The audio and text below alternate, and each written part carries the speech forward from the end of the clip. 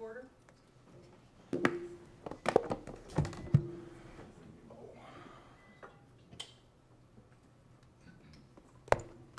recording right now with a backup recorder.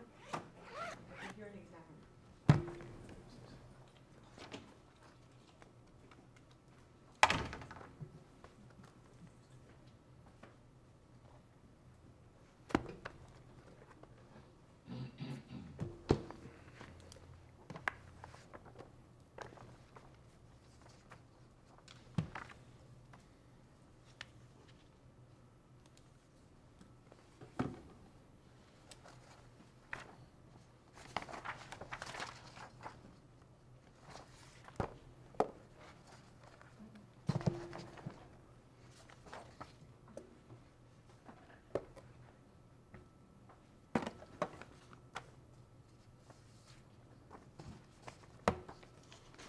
Good morning. My name is Amanda Rivera. I'm the hearing examiner presiding over today's hearing. The date is March 23rd, 2023, and this is case DCI2022-00029. It's a rezoning regarding the Titan Corkscrew Mine IPD. Because this is a quasi-judicial hearing, all evidence and testimony must be taken under oath. So if you intend to speak, if you could please raise your hand. Do you swear or affirm the testimony you will provide is the truth? I do. Okay, thank you. Do we have members of the public here with us today? We do not. We do not. Okay, then I will dispense with those instructions, which is unusual on a mining case, but we will proceed. I do just want to make a note, if everyone who's speaking today could please be sure to speak slowly and clearly so we can get a clear record. I would appreciate that. And if we have to stop as you go along, please don't find any offense to that. It's just that we want to have an accurate record. So thank you. Good morning, and we can start with the applicant. Thank you. Good morning, Madam Hearing Examiner. For the record, my name is Richard Aiken. I'm an attorney with Henderson Franklin here in Fort Myers, Florida. I'm here this morning on behalf of the applicant, Titan. I do have a copy of our PowerPoint presentation and the master concept plan for the hearing examiner this morning. Great, thank you. Thank you. And thank you. Okay, so I will accept the applicant's 48-hour letter was pre-labeled as applicant's Exhibit A, and then the PowerPoint presentation will be applicant's Exhibit 1, with the master concept plan as applicant's Exhibit 2. And just to confirm, this is the same master concept plan that I have in the staff report? Yes. Okay, thank you. All right. So as you noted, you've got a copy of our 48-hour notice that was provided indicating that there are no issues and staff and the applicant are in agreement with regard to the recommendation in the staff report and the proposed conditions. I'm here this morning with my project team. I have Ben Smith with me. He is the AICP planner with Morris DePue and Associates who will be testifying this morning. Ted Treesh is our traffic expert. He's with TR Transportation. You'll hear from him here briefly this morning as well. Jesse Sorrells is the project ecologist from Passarella and Associates. He has a presentation.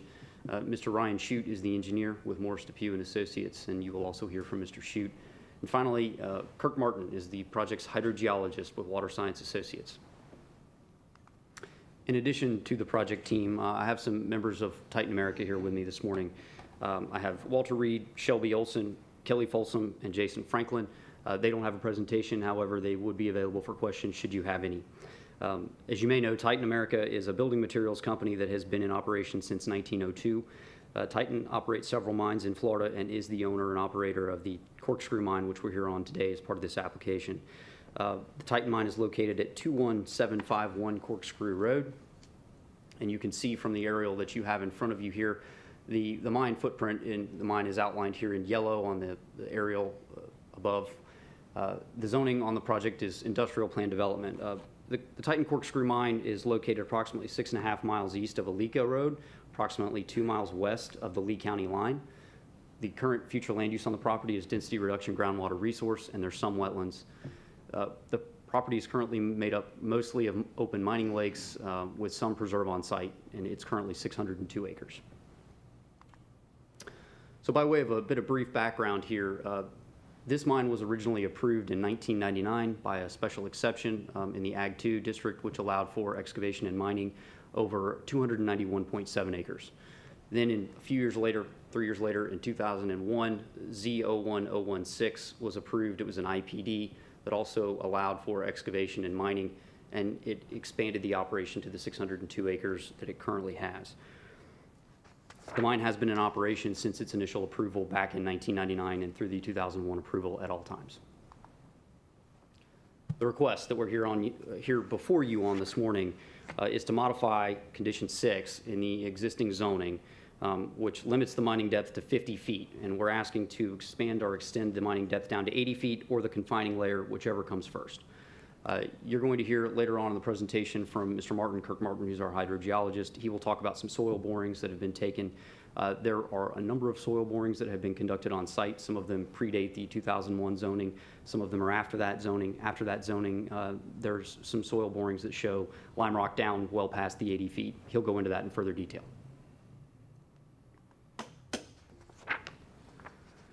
So as I mentioned before, while it was originally approved in 1999, the existing zoning approval was from April 30th of 2001.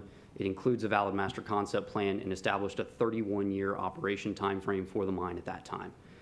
There have been several emergency orders that have been issued by the state of Florida that have allowed for extensions under state of emergencies. Titan has availed itself of those, and the current approval lasts through the year 2044. We're not here as part of this application to extend the duration of the mine. The only portion, or this application only covers a request for a depth increase, so that's the only thing we're here to address. The current operation meets the definition, and Section 12-2121A of the Lee County Land Development Code defines an existing mine.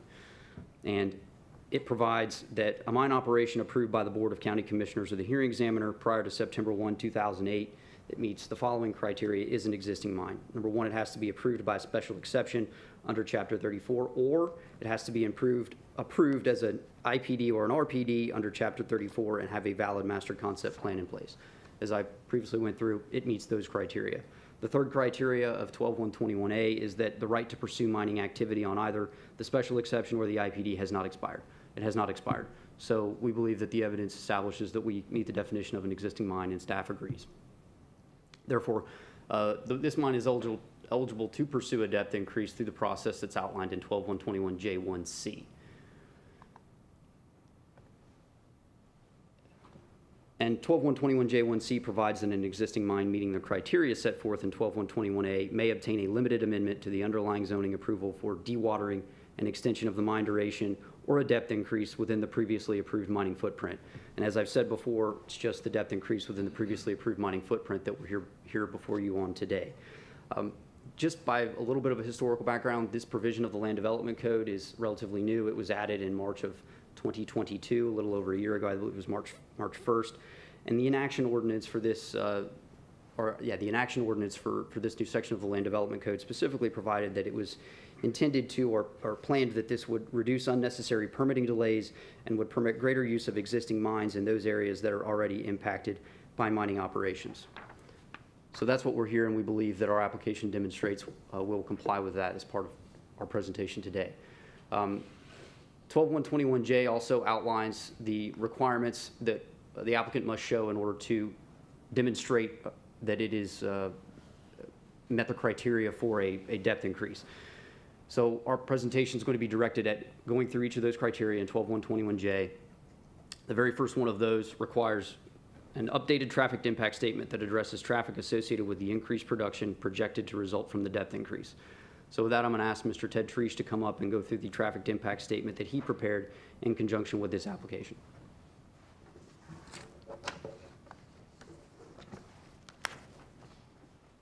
Just by way of record, do you happen to have a copy of the TIS with you? I have in the staff report, I had attachment H, which was the infrastructure planning memo that referenced the TIS, but I don't have an actual copy of the TIS in the record.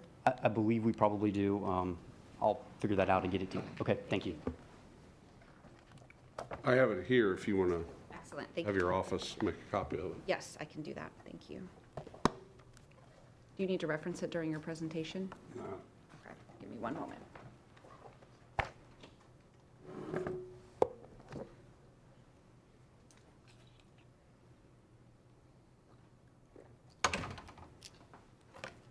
Good morning. Ted Treesh with TR Transportation Consultants. The analysis conducted for this facility is a little unique because this is an existing mine. that's in operation and has been for quite some time. And the request is simply to ask for an additional depth, which you'll hear a lot of testimony after me regarding that specific request. But the operation of the mine and its current operations aren't going to change from a traffic generation standpoint because of the request of the additional depth. The processing facility is what generates the trips from this facility and impacts the traffic. And as you've heard in previous mine cases, in respects to traffic generation from these mine facilities that are in the county, it's really a demand generated.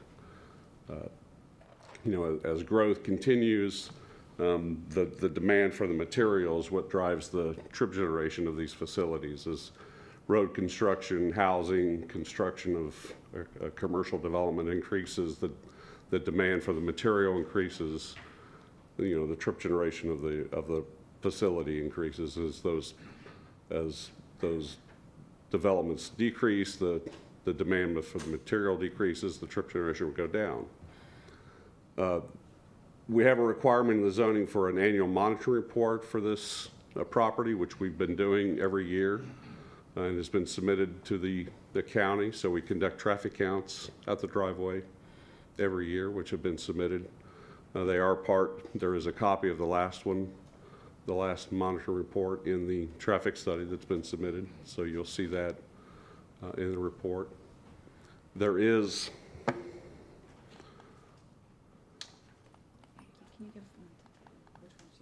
Do we have an aerial of the access in our slide presentation? Do we know, Ben? Of the access, I think that's as good as you're going to do on what we have. There's a zoomed out, more zoomed out version. If you have, I don't know if you've done a site visit yet, but on your site visit, there is left and right turn lanes at the access drive on Corkscrew Road. So the turn lanes are already present at the intersection, serving the facility. So Corkscrew Road operates right now in the area at a level service C. This table is in the traffic study, and it shows the level service from Alika Road all the way out to the site. So again, with this request, we're not changing the operational characteristics of the site. You'll hear testimony from others behind me that will testify to that, because the request is simply for an additional depth.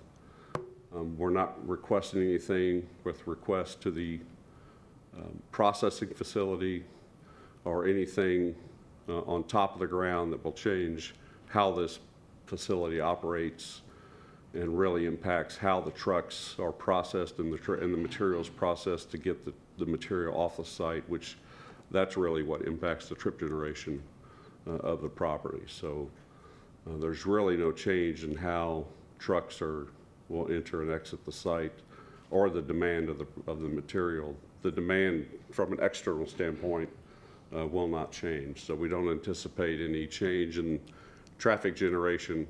We'll still be doing the monitoring reports going forward on the property. So we've done the traffic study in support of the requirements of the Land Development Code and the requirements of the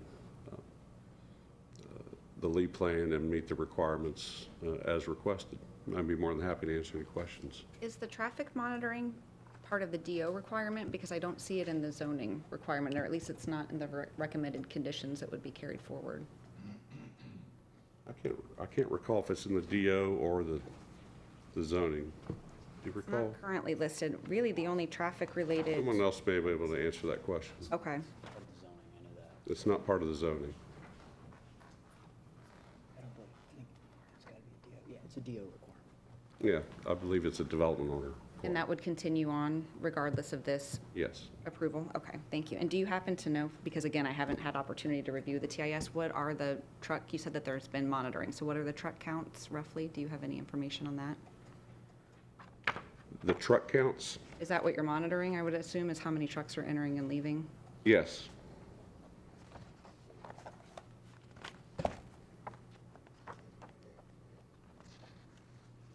And I'm just referring to our last.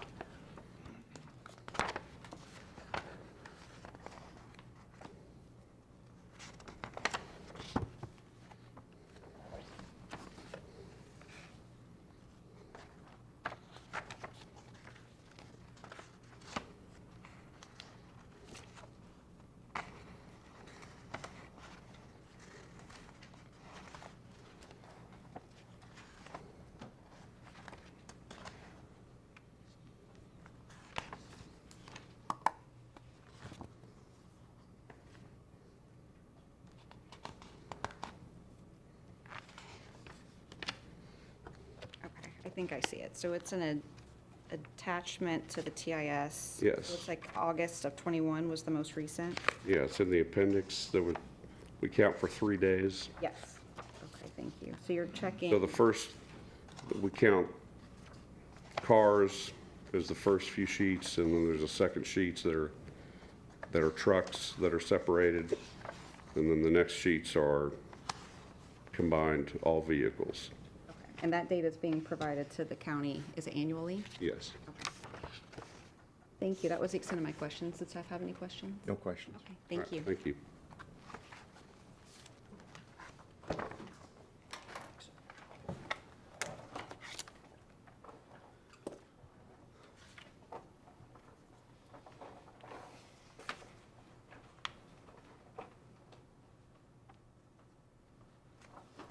Thank you.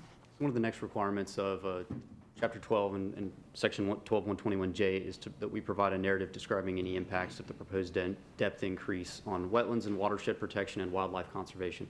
So Mr. Jesse Sorrells with Passarella and Associates is going to come up and go through and discuss those matters. Mr. Sorrells has been accepted as an ecologist, an expert ecologist before the hearing examiner before, and we'd ask that he be recognized today as such. Jesse? Thank you.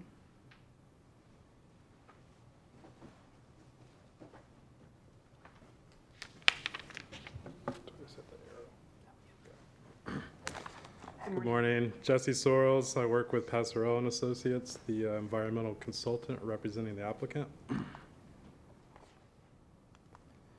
I just have a brief presentation to go over the existing site conditions and the results of our protected species survey. Passarella and Associates delineated land use features and habitat types in January 2018 using the Florida Land Use Cover and Forms classification system. The site totals approximately 600.51 acres, and 83% of that, or 498.41 acres, is dedicated to mining lakes and mining operations. Pursuant to the LDC Section 10-1, the project site includes 82.99 acres of indigenous wetland and upland habitats. There is no rare and unique upland habitats on site as defined by Lee Plan. 75.51 acres of the existing indigenous habitats are currently under conservation easement to the South Florida Water Management District, and all 82.99 acres of indigenous wetland and upland habitats will be preserved and maintained in accordance with the project's approved Indigenous Preservation Management Plan. There are no wetland impacts proposed by this resolution, and deepening of the mine pits will have no impact on the existing wetland hydrology per the modeling conducted by Water Science and Associates, and Mr. Kirk Martin will speak more to that in a moment. Passarella and Associates conducted a protected species survey on the property on March 26, 2020. The survey was conducted in accordance with the Lee County Land Development Code, Chapter 10, Article 3, Division 8, which is the protection of habitat standards. Surveys for Lee County protected species are based on the presence of specific vegetation associations and habitat types as outlined in Appendix H of the LDC. The type of survey utilized for the protected species survey included meandering pedestrian transects per Wilson Miller Incorporated methodology, which was previously approved by Lee County. The results of the survey documented the following species or their sign within the project site. There was one gopher tortoise burrow, which is located within a conservation area. The gopher tortoise is a state threatened species. There was one crested caracara observed, which is a federally threatened species. It was observed perched in the conservation area. There was one wood stork observed, which is a federally threatened species. It was also observed within a conservation area. There's one little blue heron, which is a state threatened species. It was observed within a conservation area. There was two tricolored herons, which is also a state threatened species. They were observed foraging within the mine lakes. And there was 16 American alligators, which are state threatened due to similarity of appearance to the American crocodile. And they were observed in the mine lakes and ditches. There was no nesting activity observed by any protected species during the PSS, and a protected species management plan covering the species observed during the survey will be provided at the time of development order. And that's all I have if you have any questions. That was conducted in 2020, you said? Yes, ma'am. There was reference twice in the staff report about a 2019 assessment that said that they found signs of Florida panther and limpkin, but then it seemed contradictory because other places said that there were no signs, and this doesn't include that. Do you have any information on that? The Florida panther sign and limpkin was observed during other field work and not during the protected species survey. Okay, but that is still ongoing. It sounds like you're looking at these things as part of the DO as you come in for subsequent DO changes? Correct, yeah. The Florida panther will be included in the management plan as well. Okay. That was the extent of my questions. Did you have any questions? No questions. Okay, thank you.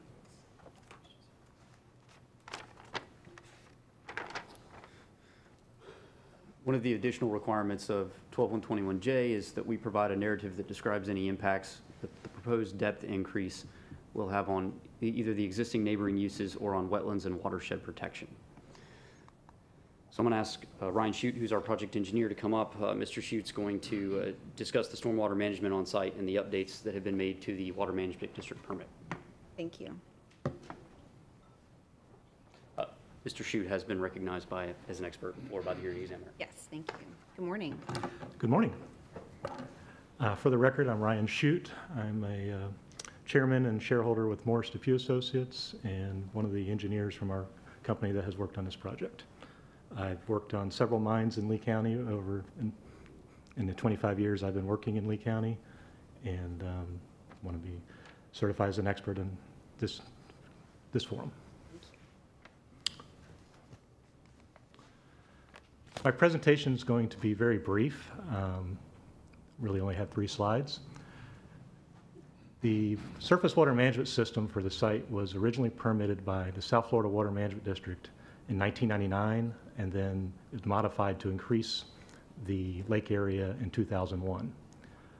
No subsequent changes have occurred to the permitting history on the water management system, and the site is currently operating based on the design of those permits.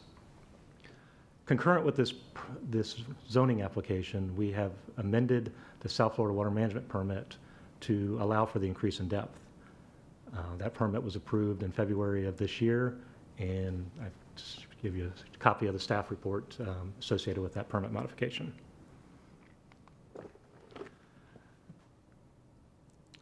One of the primary characteristics of the surface water management system for a mine is its perimeter berm. The existing mine has a perimeter berm that is basically goes around the external edges of the lake. It contains the surface water for a 25-year, 3-day storm without any discharge. Mines are often designed without discharge points to prevent turbid waters from discharging from the site. And therefore, the surface areas are so great in the lakes that they're able to contain the water, and they build the berms high enough that they contain the water up to a 25-year, 3-day storm. The permit modification that we processed does not change any of these characteristics. We can use this existing mine berm that surrounds the lake. As far as the depth increase, water management systems in Florida store rainfall above the wet season water table. Therefore, deepening a mine does not change any of the characteristics of the surface water management system for the site. It's all surface area above the water table. And because we're not increasing the shape of the lakes, we're not changing the outline of the lakes or decreasing the lake size or increasing the lake size or any of that, the increase in depth will not have any change for surface water management. This is a screenshot of the water management permit surface water management plan. It's been updated for our permit modification. Because everything is contained within the 25-year 3-day storm perimeter berm and it does not have a discharge, we are not changing any of that. The proposed depth increase is not going to present offsite impacts due to surface water from any property surrounding the project. That's the basics of my presentation. I'm available for additional questions. The only question I had, I thought in the ERP somewhere it said that phases 1 and 2 didn't discharge offsite, but phase 3 did. Correct. So phase 3, this is a good map to show it. There's a internal, call it a ditch, that basically, which is the pointer?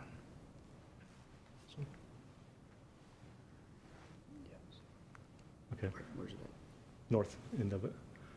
Right there, that is an existing agricultural ditch that accepts water from the agricultural operation to the north of the site. It is part of the permit. It has its own control structure. During the mining operation, it just kind of functions independently. And then phase 3 of the operation is actually the removal of that ditch and allow water to enter the mining lake. It won't be a mine anymore at that point. We'll put a control structure on the south end of where that ditch is, and it'll discharge into Corkscrew Road. Okay. And that's how it's permitted a district now, and we're maintaining that. Okay, so that remains unchanged. Correct. As already. Okay. That was my only question. Did staff have any questions? No questions. Thank you.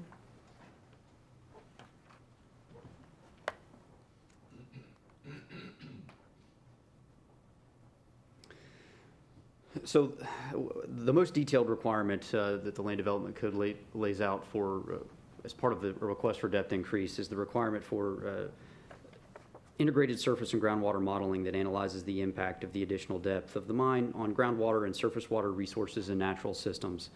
The Land Development Code lays this out in quite a bit of detail as to what needs to be addressed.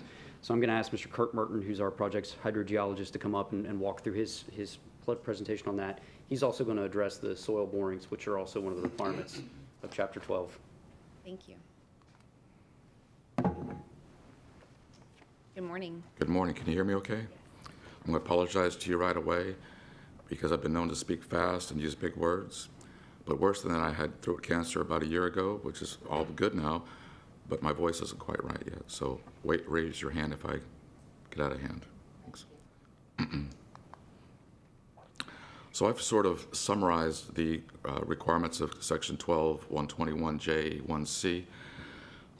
As Richard said, it's a little bit convoluted, it's very detailed, but this is really the way I think about it. So one of the first things it asks for is an integrated surface groundwater model. I put that at the end because that's what we do at the end. We build it from there. So I've kind of reversed things a little bit. This is the order that I'm going to speak to, but essentially the Land Development Code has a very specific requirements for pertaining to permitting an increased depth of an existing mine within the previously approved mining footprint. Those are provision of data for site stratigraphy and lithology. That's the geology underneath, basically what kind of rocks and sand do we have. Evaluation of the hydrogeologic confinement. That's do we have any clay or impediments to water flow that would be breached by the mining. Third is evaluation of historic water levels and monitoring data, which we have a number of monitor wells on site, which I'll show you. And then finally, the development of an integrated ground and surface water model showing the impacts of the proposed deepening on site hydrologic conditions, regional hydrologic conditions, wetlands, and watersheds. So that's the way we'll be presenting this. The site stratigraphy and lithology is based on 7 borings in 1998 to a depth of 50 feet, 5 borings in the year 2000 to a depth of 50 feet, and 15 borings in 2002 to depths between 85 and 145. The picture I'm showing on the left is just a generic kind of average, so you can look at that. But basically, we show that Based on all those borings, there's 10 to 20 feet of sand. I'm showing 15 feet average there in the drawing. 70 to 100 feet of limestone. I'm showing about 100 feet there. And the depth at the top of the regional clay confinement, that's where the water flow stops, varies between 80 and 140 feet. And of course, we're asking for an 80-foot depth. So this is just a depth to the regional confinement. The contours and the numbers are basically depth below land surface. So you can see in the upper northeast right-hand corner, we've got depths, at 80, less than 85, so say somewhere between 80 and 85. And on the western side, we have depths beyond 140.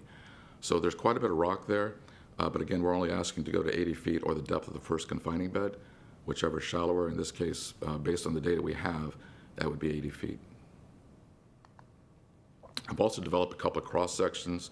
On the left-hand side, you can see the yellow line running from northwest to southeast, and on the other one, it's northeast to southwest. But the cross sections, the blue line at the top is basically showing the interface between the sand layer and the rock layer, and the green line at the bottom is showing the delineation between the rock layer and the regional confining layer. So you can see the variability that's occurring there, with essentially things deepening to the west. We also have a number of monitoring stations on site. There's 7 monitor wells and 3 staff gauges. These are shown in the map here. They cover the site pretty well. And this is historic water levels for the last 2017 to 2020, late 21. And essentially you can see 2017 was a kind of a weird year. We had a particularly high rainfall in the summer and particularly low rainfall that spring. So you see that's a little high and low, but generally everything's just flat. The tops are run the same, the bottoms run the same. So what it's showing is that despite all the active mining that's going on site, we're not adversely affecting any water levels. They're basically holding their own. And on that chart, it looks like the samples were taken every 2 months, more or less, from 2017 to 2021, but there was a lot of reference that the 2021 were the most recent monitoring data. Was there no data from 2022? No, there is. It's when we developed this particular case for the Lee County, that's when we ended. Okay. We could always update it, but that was done 2 years ago. Data when you submitted the application. Yes, ma'am. Okay. So it could be updated, but I don't expect anything to be different. Okay. Have you reviewed it? Do you know if there's been any? I have not reviewed it. Okay. But it's been flat, and they haven't done anything different. So that's what I looked at. Thank you. Mm-hmm. So that brings us to the integrated surface groundwater model. We took the South Lee County Watershed Initiative hydrologic model. This was a consortium of players listed there on the left. It was led by the Coastal and Heartland National Estuary Partnership. My firm worked directly for them, but the partnership included funding and input from the South Florida Water Management District, Lee County, Collier County, Bonita Springs, Estero, the Conservancy of Southwest Florida, FDOT, Audubon, University of Florida IFAS, and Florida Gulf Coast University. So it was a very well accepted and well involved stakeholder initiative, and I would consider it the best model that's been developed for South Lee County. We did some model updates specific to the mine, though, because it is a regional model, and we tried to bring it down to a local level. We did that by refining the gridding space to 375 from, I think, 1,500 feet was the original. Because we go to a smaller grid size, that allows us to put in more detail, so we added some flowways and culverts and weirs that occur in and around the mine. Some of those are shown in black lines on the site. We modified structures based on field observations. So during the calibration process, calibration is where we look at actual data versus modeling output to see how well it fits. When we saw something that didn't look right, we'd actually went out to the site and looked to see if there's anything wrong. So we'd find GR model had a 24-inch weir or culvert, and it's a 36. So we would make those changes as well based on actual field observations. We then calibrated the model to the existing data we had, which is really, really good. I'll show you that in a minute. Probably the best calibrated model I've ever seen. We ran 2 scenarios. One is the 50-foot mining depth, which is currently approved, and one at the 80-foot mining depth, which is what is being requested, and we compared those results. So first thing, I just want to show you the calibration plots. You're going to see 2 sheets of these, so essentially 12 different sites. The dots are actual data. The lines are the model data. And you can see we modeled it very, very well. Typically, we're within a foot or less, more like 6 inches on all these sites. When you look at South Florida Water Management District models, if they get within 2 to 4 feet, they're happy. We're much better than that. So you can see these look really good. I'm going to show you one in the next one just to prove that I'm not lying to you. This one didn't work out so well. Just basically, we got the highs right, but we couldn't get it react at the lows. I can't tell you why, but for the most part, it's an extremely well calibrated model. And this is just a color graphic showing the differences in wet season. I'll show you one for wet season. I'll show you one for dry season. But this is essentially the difference in the modeled output for the 50-foot depth and the 80-foot depth. And essentially, you can't tell any difference. And I just to prove that it was different. If you look right in this area here, you can see, the little pieces got broken off of that. So it is 2 different models. But other than that, it's just really hard to tell the difference. This is saying that when we deepen the mine, it didn't change anything in the wet season water level. Same thing for the dry season water level. Just by the way, the purple is around 24 feet, the red's around 17 feet. So you're looking at about 6 or 7 feet of grade across the area here. But again, same thing. This one I couldn't find anything that I could really look to show a difference. But again, it just says that the 80-foot deepening does not cause a problem. And then I did some simulations specifically to basically took the center of the mine and the 4 corners just to show you what the simulation points would be in a hydrograph. Those are shown here.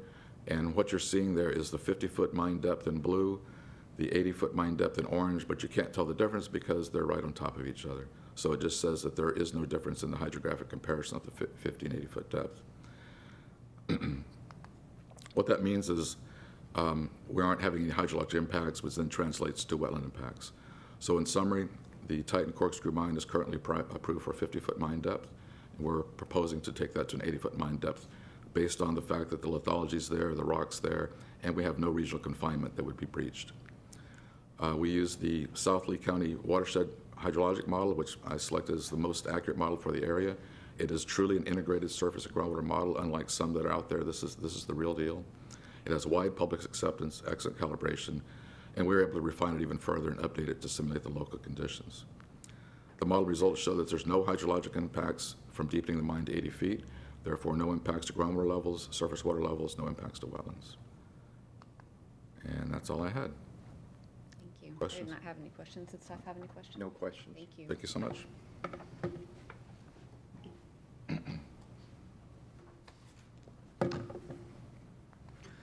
The next requirements of Chapter 12 are that we provide an analysis of the surrounding uses and the impacts of the proposed depth increase on mine operations and on the surrounding uses. Ben Smith, who's the project planner with Morse Depew & Associates, is going to come up and go through that analysis. He's also going to discuss the narrative describing any impacts on the proposed depth increase to mine operations, existing neighboring uses. And finally, he's going to go through a list of the existing permits that have been approved on site. Mr. Smith has been accepted as an expert in planning in front of the Lee County Hearing Examiner before. Thank you. Thank you. Good morning. Hi, good morning. I'm Ben Smith. I'm Director of Planning at Morse Depew Associates. I've been a practicing planner for over 16 years now, practicing in Lee County and other Florida jurisdictions. I've maintained my AICP certification for nearly 10 years now. I have been recognized previously as an expert in this forum, and I'd like to request that I am recognized today, land use and zoning. Yes, thank you. Thank you. Oh, thank you.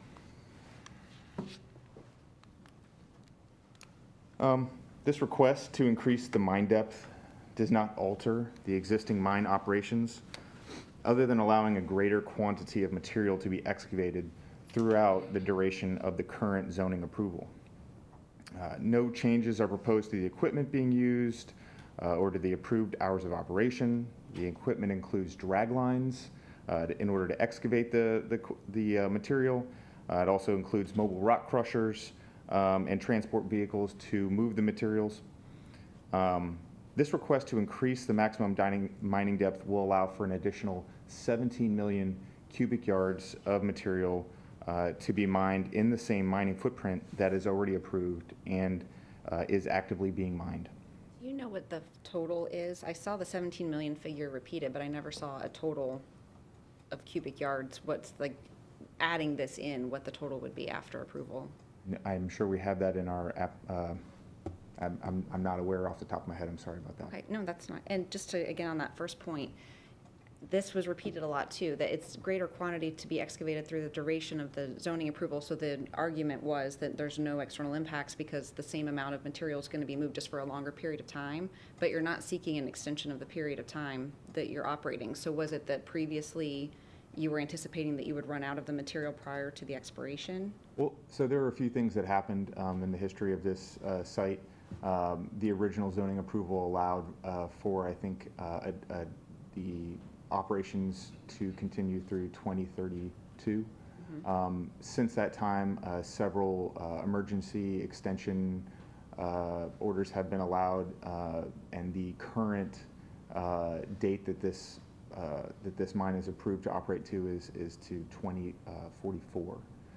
So there is no expectation that this 17 million cubic yards of material cannot be extracted in that time frame. Okay, so essentially the duration has already been approved through other mechanisms through the state emergency order, so that's why you're not needing to seek it. Otherwise, you would go beyond that 31 years that was originally contemplated. I just know that through the current operation, or through the current deadline, this amount of material is a reasonable expectation as long as demand stays high for it. Thank you.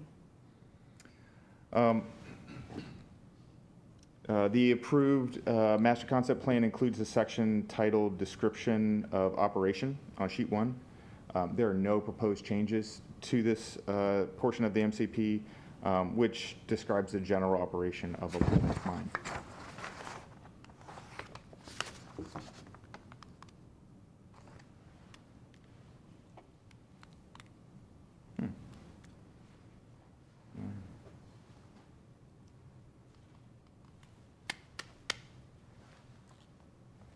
Do we need new batteries in that again? Sometimes that happens. Oh, you got it. Thank you. Sorry, I clicked on another screen here and I think it interrupted it. Got it figured out. So these are the list of the previously approved permits. The original 2001 LDO allowed for the initiation of mining activity. Various permits have been approved since that permit. As these are permitting and development orders, I was not planning to belabor each and every one as part of this zoning action, but we did want to just provide them for the record in case there's any interest.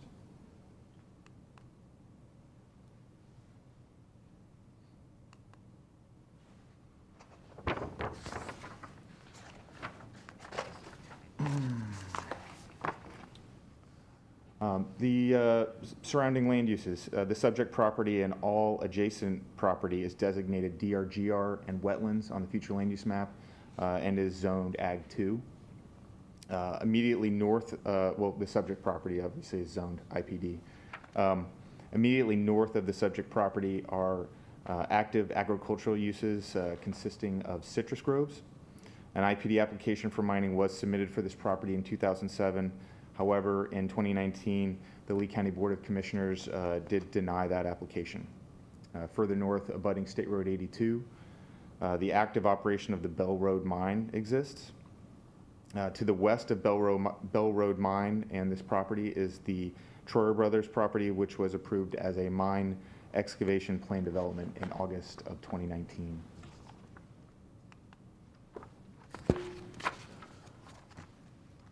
The majority of the property adjacent to the eastern boundary is owned by Lee County, and these lands have been cleared by previous agricultural activities.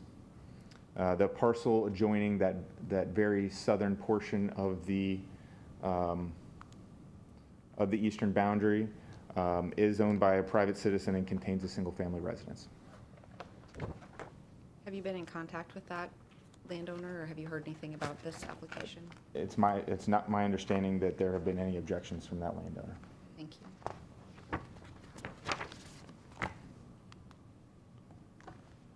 The southern property boundary abuts Corkscrew Road, an arterial roadway with 55-mile-per-hour speed limit through this segment.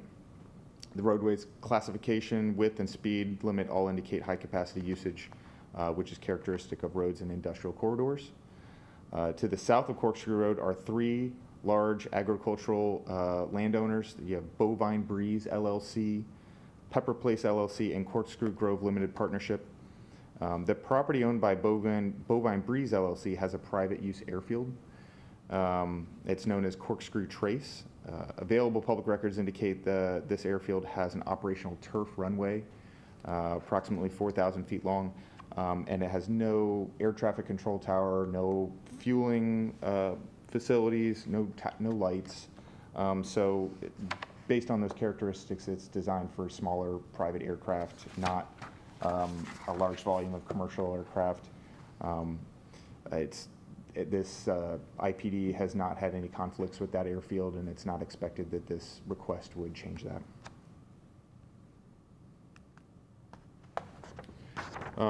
Lee County also owns the property immediately adjacent to the entire western boundary. These claims have been mostly cleared by previous agricultural activities, as you can see in the aerial.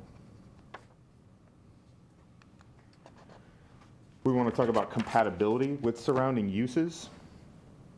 There are clustered residential areas within the Southeast Lee planning community, and they are identified on map 17 of the Lee plan.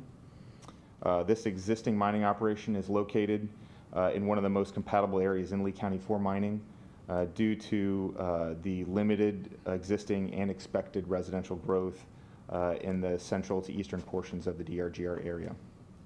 This area has very low density compared to other more western locations within the planning community. West of the subject property, abutting the Troyer Brothers MEPD, is the Corkscrew Estates residential subdivision. It's made up of largely estate-type lots over 10 acres, and some of these have been developed as single-family homes. The western edge of the mine lake, which is not proposed to be expanded by this request, is about a half mile from the closest existing family residence. On that point, map 17 was referenced a few times. There's no longer a map 17 in the Lee plan. I'm guessing there was when the application was submitted. Do you still have a copy of that, or I can take judicial notice of it, or just if you've got any aerial that shows the surrounding residential areas? This is about as far out zoomed as a aerial we have as part of this presentation. However, we can try to provide that to you. Okay, that's okay. I can locate a copy of it.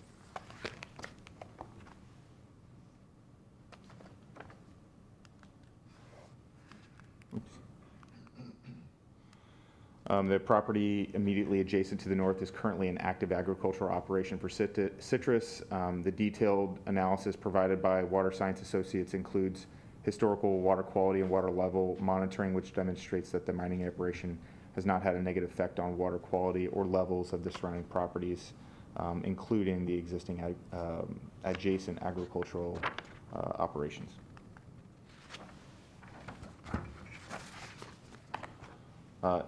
The public lands, the adjacent Lee County properties were purchased by the county in 2017 as part of a settlement agreement for an inverse condemnation case from denying a mining application.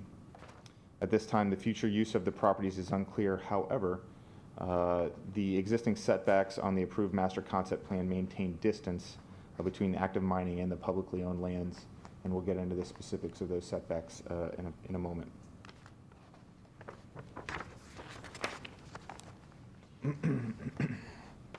The current master concept plan was first approved via resolutions Z01016 and features one access point on Corkscrew Road. The MCP depicts the general location of open space, wetlands, preserved uplands, and the phasing of the operations.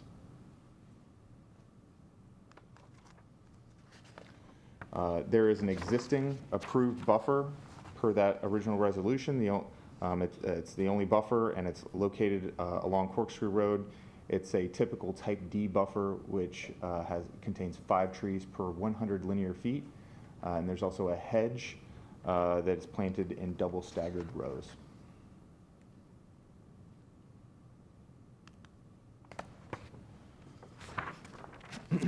The master concept plan also depicts the required setbacks surrounding the mine collar. there's a minimum 450-foot wide perimeter setback from the northwest and east property boundaries to the excavatable portions of the lake. Additionally, between Corkscrew Road, from Corkscrew Road, there's a 540-foot setback that is required.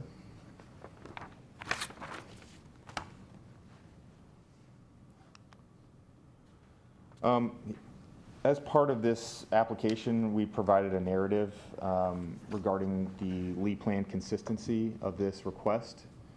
You know, I'm happy to get into this. We have quite a few slides devoted to this, and my plan is to summarize this because it's quite lengthy.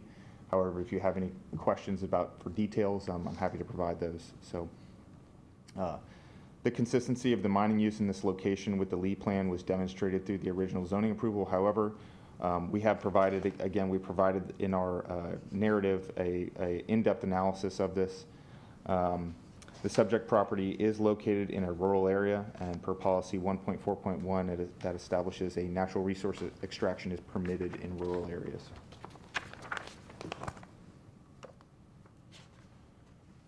The majority of the property is designated DRGR future land use. Oops.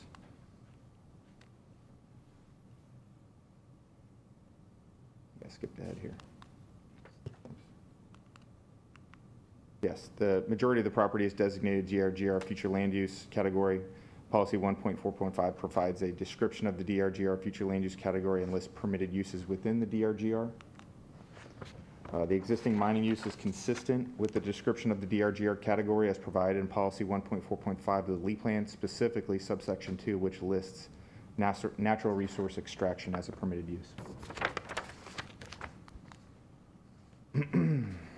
Several areas on the subject property are designated as wetland future land use. Several goals, objectives, and policies in the Lee Plan identify the type of lands that should be designated as wetlands and provide regulatory policies for those lands. The portions of the site designated as wetlands were preserved for conservation and are designated on the MCP, as well as a 25-foot preserved setback from the active mining uses.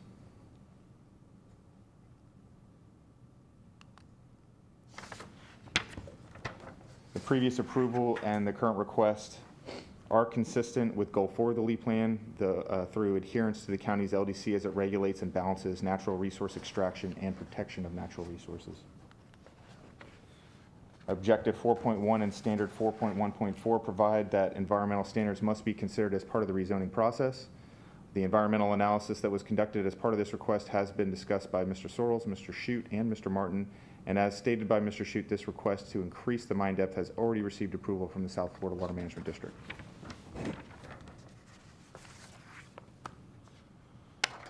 As discussed previously, this existing industrial plan development is appropriately located, consistent with Goal 7 and the associated policies.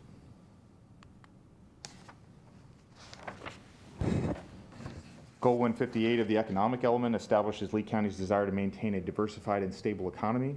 This request enables local availability of lime rock, which furthers the goal of a stable economy by providing one of the most essential building materials that is in constant demand. By sourcing lime rock in close proximity to where it is needed, material and transportation costs are reduced, which lowers the cost and impacts of development and contributes to maintaining a high quality of life for Lee County residents. Goal 10 and the associated objective and policies speak directly to natural resource extraction, including protecting areas that are suitable for resource extraction from urban development, preventing breaches to the confining layer, and minimizing adverse impacts through efficient use of land.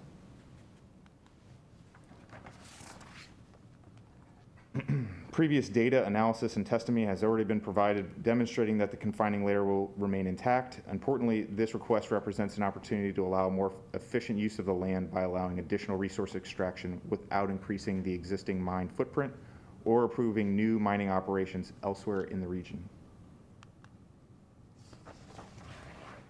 Objective 10.2 and the associated policies require analysis of compatibility and environmental impacts on a case-by-case basis. The analysis provided as part of this application and in testimony at this hearing has demonstrated that this request has been analyzed for the existing and proposed mining operations at this specific property. The specific characteristics of this site have been considered, and the analysis demonstrates that this request for an additional 30 feet of mining depth will not trigger any negative impacts on surrounding uses.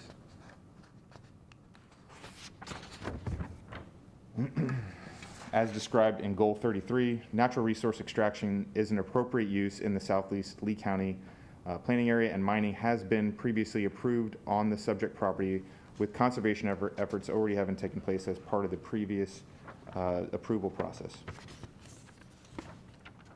Consistent with policy 33.1.7, surface and groundwater modeling has been conducted and submitted as part of this application, demonstrating negligible impacts on those resources as a result of approving this request. The existing surface water management system has been permitted consistent with county standards as required by 61.3.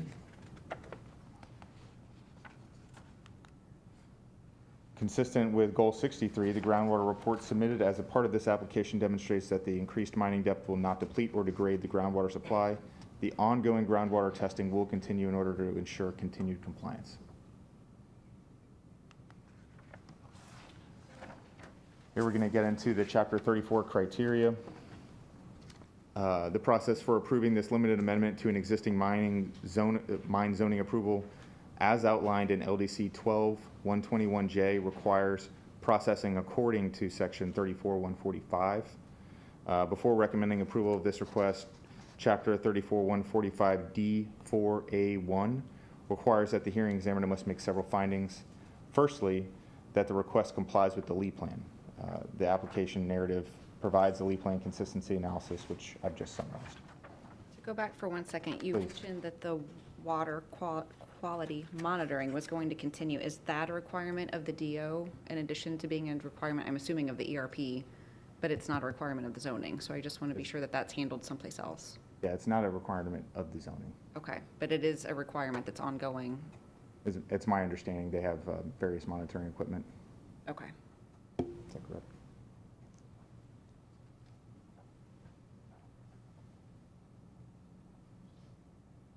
You're doing okay. Thank you.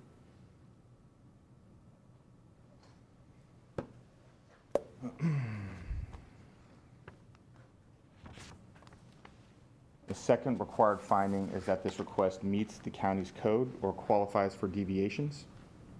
Staff has found that this request meets code and no deviations are being requested as part of this application.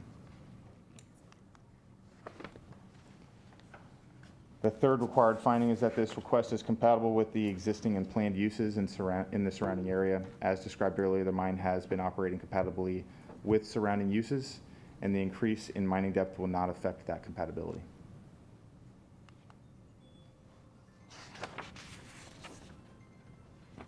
The fourth required finding is that access is sufficient to support the proposed intensity. The access point is not proposed to be altered and will continue to provide sufficient access to the site. This is further supported by the provided zoning traffic impact statement. The fifth required finding is that the expected impacts on transportation facilities will be addressed by existing county regulations and conditions of approval. There are no anticipated impacts to transportation facilities, and therefore no condition of approval will be necessary. This is further supported by the zoning traffic impact statement. The sixth required finding is that the request will not adversely affect environmentally critical or sensitive areas and natural resources as outlined in the environmental analysis. The request does not impact any environmentally critical or sensitive areas since the site is already impacted and the existing wetlands have already been placed under conservation easement.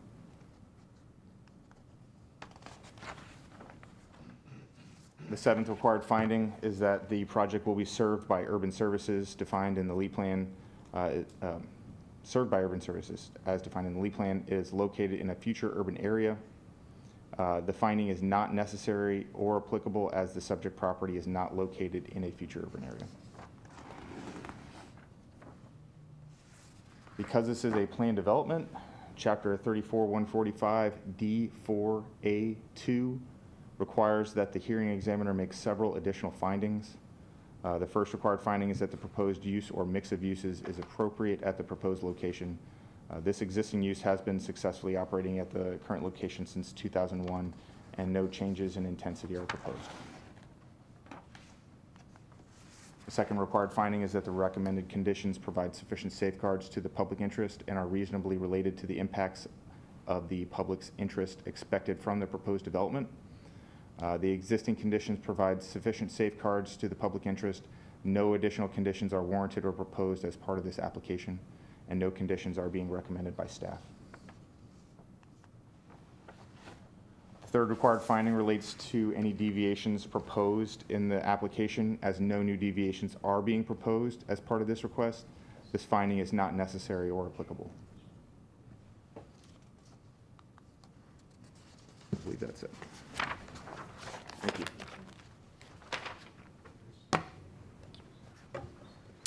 Madam Hearing Examiner, I did get an answer to one of your questions for you. So you asked earlier, the additional lime rock that can be excavated as a result of this request is 17 million.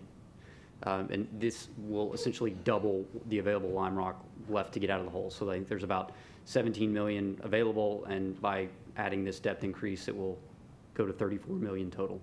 Thank you. You're welcome. So we believe that the presentation has demonstrated that the application meets the criteria required to seek and receive approval for a depth increase under 12-121J.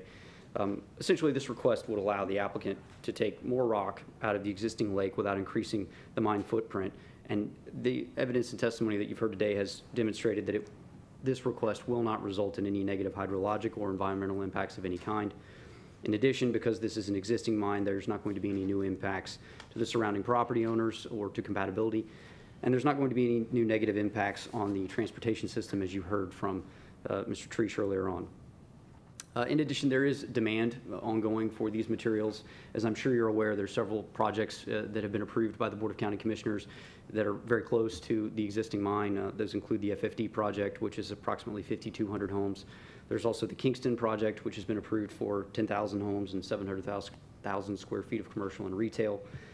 Phase 2 and 3 of Verdana Village are about to come online. That's also close by. There's also the Alico Road extension, which the county is in the process of permitting and designing, and that will be coming online in relatively near future. So we believe that the increased production that will come from this mine, from the Titan mine, would at least, in theory, be able to help meet the needs and the demands for these new projects and reduce the potential for traffic coming from further away and burdening other county roadways and systems. So with that, that's our conclusion. If you have any questions of either me or any of our other project team members, I will be happy to answer them.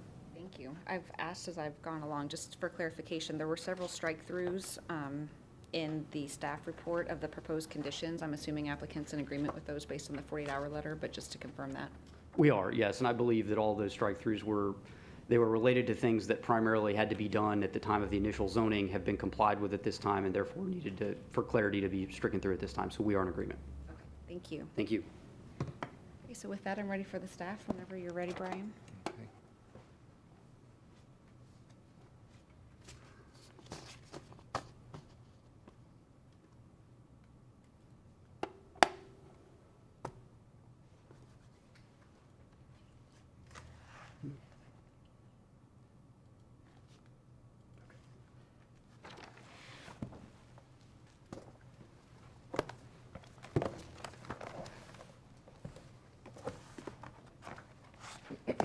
Good morning. Good morning. Thank you. Good morning. For the record, Brian Roberts, Lee County Community Development. My resume is on file with the Hearing Examiner's Office. I have been accepted as an expert in the past in engineering and zoning and land use, and I ask to be accepted today. Yes, thank you. I have a slideshow I've provided to the applicant before the hearing that I'd like to provide to the hearing examiner. Thank you.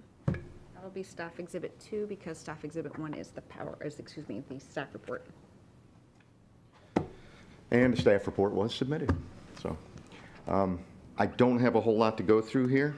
I checked it off in my staff report and slides as the applicant covered exactly what I think I would have covered here, so I appreciate that. The case, Titan Corkscrew Mine, 602 plus or minus acres with that 50 feet to 80 foot depth increase, just clarify to the top of the confining layer, whichever is reached first. No change to the proposing or to the existing mine footprint or operations equipment, just simply that depth increase. I'm not going to go through a whole lot of the future land uses abutting the property. The applicant covered the DRGR wetlands land uses, the neighboring zonings, and the existing properties around the mine. I just wanted to kind of clarify a little bit with regard to the north side of the mine and to the south. There is the Kingston development. I just wanted to put that on record that was a stipulation of settlement that was recorded that included 10,000 residential units, 700,000 square feet of commercial floor area and public facilities and hotels, about 6,600 acres surrounding the mining area. Again, this is kind of a little more of a graphic. It's the IPD zoning surrounded by the AG2. We'll just kind of breeze through these here a little bit. There's nothing in these slides that the applicant has not already covered. This didn't come out as well as I had hoped, but it is the DO with the current expiration date with some extensions pending, as well as the various MOP approvals for the various phases, showing that to demonstrate that this is an existing mine operation qualified for the amendments in the 121J, of which the increase in depth is one of those amendments that can be pursued through that.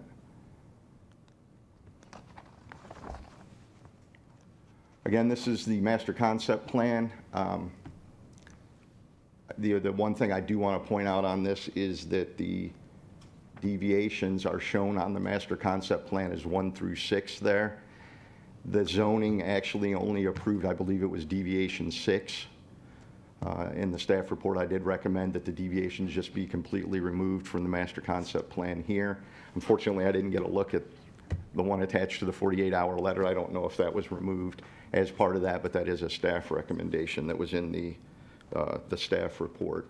On the master concept plan for a second, that was one of the questions as I went through, whether there was any request to update it, because this one's got, excavation to date notations that I'm certain. There were several things that were updated on it with regards to ownership, consultants, the depth requirements, equipment. We left the description of the operation on there because there's no change to it. The schedule of uses. The schedule of uses, there would be a change with regard to the agricultural uses. And that was crossed out in the schedule of uses, so that would be something also that would be changed. Okay, so were those requests made to the applicant? They were not. Okay. That was one of the questions, because as you know, this is a lot more information than what we typically put, and with the deviations and the schedule both being in. As we did go through the process, there were several deletions that were done from the master concept plan and the 01 approval. So there are a few things that needed to change that may not have been changed there, and that schedule of uses could also come off of the master concept plan. So my understanding was that this master concept plan was identical to the 2021. So is that not accurate, or the 2001? So is that not? It is identical, except for the deletions of certain things on the master concept plan to bring it up to date, and that was some ownership, some consultant information, the depth, and I don't remember the other items per se that were. Okay. Right off the top of my head. Because even in the general notes, the zoning still reflected the Ag 2, so I assumed this was from the original 2001 approval, and that it just hadn't been requested to be updated. Even the legal descriptions and things like that, we don't typically put on the master concept plan, so yes. That was one of the questions that I had. And that could be removed as well. Okay. The description of operation, I would like to stay just because there is no change to the operation. Or staff would like that to stay.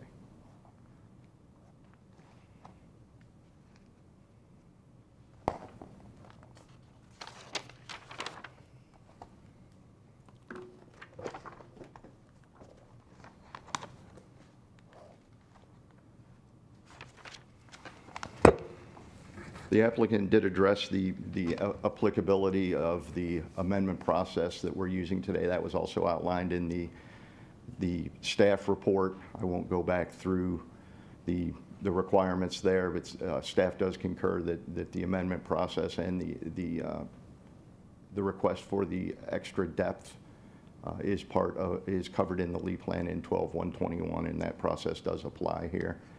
The Lee Plan compliance was covered very well by the applicant. I'm not going to belabor a lot of these points. The one area I did want to touch on is the goal 125, 126, and 127 to maintain and improve water quality. They do have the issued ERP, as they've talked about. They've updated the pollution prevention plan that was also included as attachment to the staff report, and updated best management practices to protect against any future spills and protect the environment and water resource from contamination. It is operating under an existing FDEP air permit, and staff finds that it is consistent with those goals 125, 126, and 127.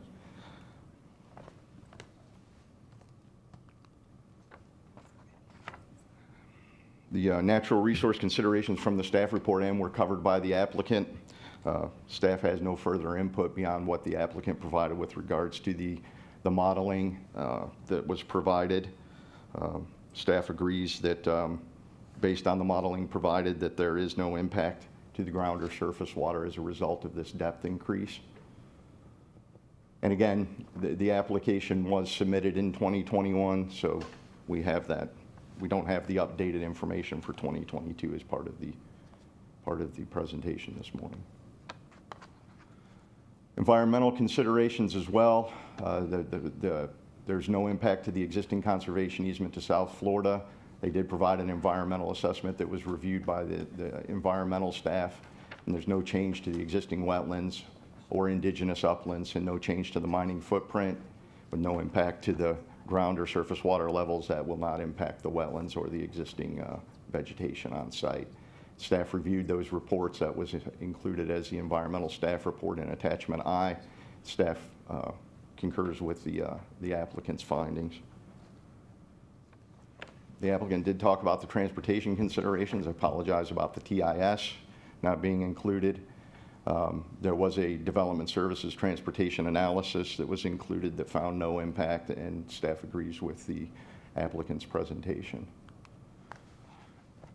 With regard to urban services, that was outlined. The Estero Fire Protection provides service to Lee County Sheriffs. Their water and sewer is through well and septic currently. We can talk a little bit about the proposed conditions and the red lines as part of those conditions. There was changes with regard to the master concept plan date. The applicant addressed the extensions that did happen through to extend that 31-year period from the original zoning approval. Condition 7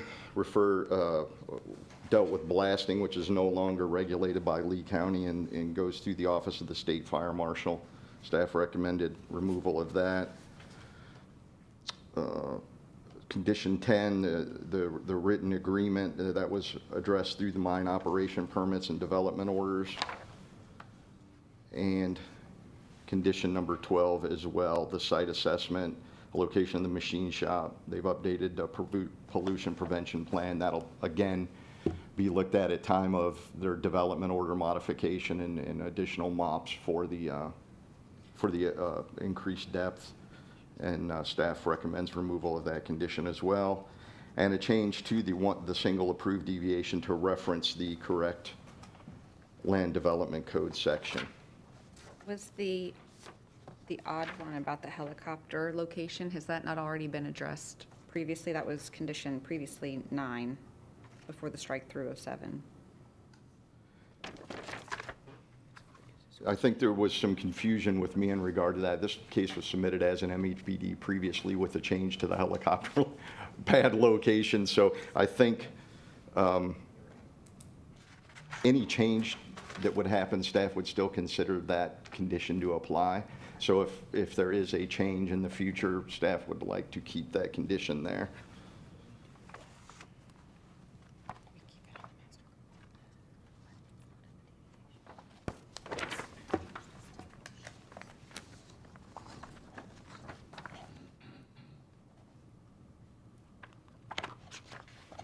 The applicant addressed the finding criteria. Staff won't go into the depths of that. These items were addressed specifically. Staff agrees with the applicant as well as the support from the staff report that shows that the finding and review criteria have been met for this amendment. And staff recommends approval as conditioned. Thank you. Any questions? Does the applicant have any questions of the staff? Could I just ask you a Sure. question real quick? So, on the master concept plan, if we're gonna, so are we updating the master concept plan to take off all the deviations and conditions? I would update the master concept plan to meet the requirements of the master concept plan that are currently in 373, which don't include the deviations.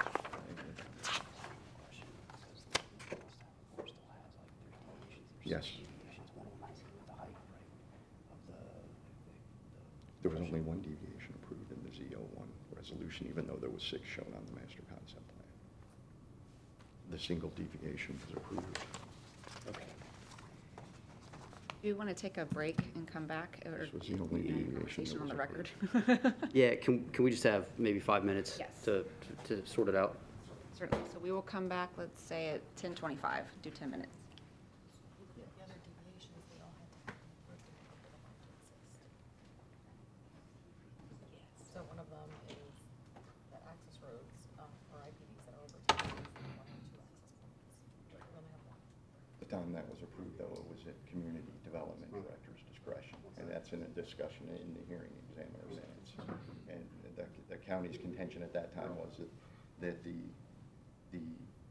director has no intention of requiring the additional access point. We discussed that internally, and you have an approved DO with a single access point. All the MOPs are approved with the access point. They're current. We can't change anything on that. So the other deviations that are on there, what happens? We just move that into the resolution? Well, I don't think they're necessary. They were withdrawn at the hearing examiner. Here's the question about that. We had the discussion about the, I think it's somewhere, I think in one of the RFPs, the question about the drag lines and height. Yes.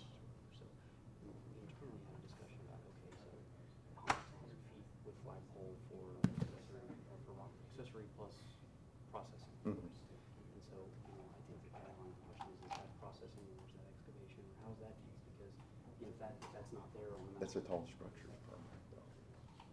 There's an existing approved tall structures permit, and it's in the DO. We need some sort of a zoning, something in the zoning that says that 100 feet is continued to be allowed. Is there something in land development code? I don't know that there's anything that would not. That would limit that? It would limit the height. Yes. Well, I don't know that drag line height falls under that. It's a structure height. I agree, I don't know that it does either, and And that's what the tall structure permit would address. Okay. That was my thinking. Yeah, well, and then that's why I wanted to ask you before we finish up here in the fall. We don't have what we need. Well, Yeah, and okay. we make sure that we're not, because that was the discussion that we had, so we're on a little bit different page, I think. My concern was, are you going to exceed that 100 feet with the depth increase? That was how my question And went. the answer is I don't think we're planning to exceed the 100 feet, no. Kelly, right, I mean, 100 feet was acceptable on the. Yeah, it's a technical question. Yeah. Well, if you want to ask him, but I think the tall structure permit says they're currently 100 feet. Yeah, okay. All right, so the height limitation is going to be controlled by the future land use.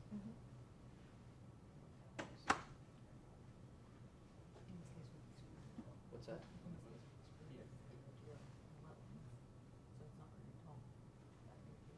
But it's not a structure.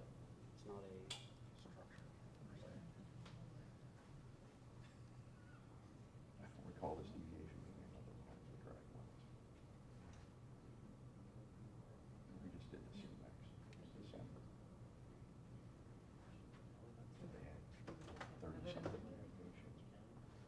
Okay, well, it was withdrawn at the hearing. It wasn't in there before. Okay. So we should go ahead and just proceed with the tall structures permit, taking the height. Either that, or we could leave the record open for a written submission with regard to that portion, and give time to do it. If we need to, or we can go back and look at it and Yeah, see if. and just see if there's any change. But it sounds like there's probably not. I don't want to walk out of here and go, oh, what did we do? You know, Exactly. and so, Kelly, you understand what we're talking about? Not exactly. Okay, so so we're talking about the old master concept plan. We talked about the 100 feet height for accessory structures and rock processing stuff. All right. That was actually technically, I think it's part of the original zone. It was removed that deviation was withdrawn. Okay, it's about the existing zone. Okay. All right, so therefore it wouldn't be carried forward in this one. We don't think we need it because you've got a tall structure permit that allows for up to 100 feet, which is what covers the driveway. Driveway, right. So we think we're okay, and we don't need to carry that. The question that we have, though, is do we need to leave the record open for just a couple of days to make sure, double check ourselves on that issue, and make sure that we don't have any other issue. You following up? You see what I'm saying? Not inadvertently lose the height. Right, not inadvertently lose the height. Is it two different things? One is for the driveway, and one is like for processing the books? Draglin's not defined. Yeah, dry line's not defined, and neither is processing equipment. None of it's defined, right? Okay. So what we're talking about doing, just want to make sure you're okay with it, is leaving the record open for, I don't know, a few days in order to allow us to just make sure that we haven't overlooked this issue. Yeah. And then we'll tell your examiner, I guess, by next week, hey, we're good, we don't, and I think we are, but I think we're okay. I just want to double check everything and make sure. You can limit it to just this issue? Yes. So the way it is now, it's not covered up, done, or I guess I'm missing something here. Right now, the way it's covered is you have a tall structures permit. The position that the county has said is that we don't think a drag line is limited in height by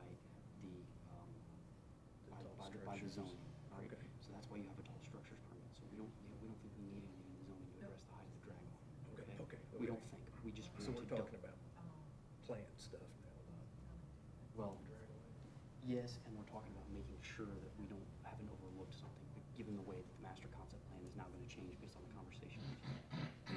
We'll leave the record open anyway, just to have the master concept plan revised. So it might be worthwhile to have it open and go ahead and. Well, we're gonna have to leave it open to revise the master concept plan anyway, but I'm gonna, so you follow me? So the way it's gonna turn out now, there's not something, There won't be something in the zoning that will limit the height, essentially, of the driveway. It'll be governed by your tall structures permit, which allows it up to 100 feet anyway. okay. It'll be a that's what different permit. That sounds like what we want. Okay, all right, so we're gonna leave it open to just look at that issue and confirm it before we resubmit, before we Okay. send the master concept plan. Make sure that the language covers all that. Correct. Okay. Does that make sense? I think so. Okay, I just wanna make sure you're okay We with it. definitely want that. Okay, yeah, I think that makes sense. Do you want to ask, do you want me to ask to leave the record open for the changes to the master concept plan? That's Or fine. written submission for the changes to the master concept plan? Yeah, well, I think that's With fine. regard to the, Here this whole time, because The I feel like I have deviations. ants in my pants. Yes, with regard to the deviations, and then I can say, we had a discussion about the 100 feet deviation that was on the master concept. You did a really great job, though. And now it would be coming out based on the conversation that we just had, and that we need to just double check ourselves and make sure that we haven't inadvertently by doing that. caused an issue? Yes. Okay. Sounds good. I don't want him in any of my hearings. This was the final nail in the coffin. He murdered himself. Literally anyone at this point, I'm recruiting my cat. She'll just come up here and meow at people. Thank you for your testimony, Mr. Mew. Mrs. Meow. This is, sorry. Pandora. Sweet little girl. Except when she bites me. Alright. How long do you need to update the master concept plan? To get rid of this. These flowers. Okay, well, till next Friday, work for you? Yeah. Oh, nice meeting you. Nice to meet you, too. Good job. I didn't have a whole lot to go over. You feel kind of so weird. Yeah, just, So we're good with getting rid of all of this. covered what the options they didn't go back through. And you guys did all, everything I had. Except that a few of those policies are going. I know. And there are a lot of them are That has redundant. to do with structures and buildings. I can't imagine dragline being governed by their future land use category. That would be crazy. This is what my job was today. But if they have their tall structures permit, I think that's all they need. You have an ask her? I'll get the hearing easement.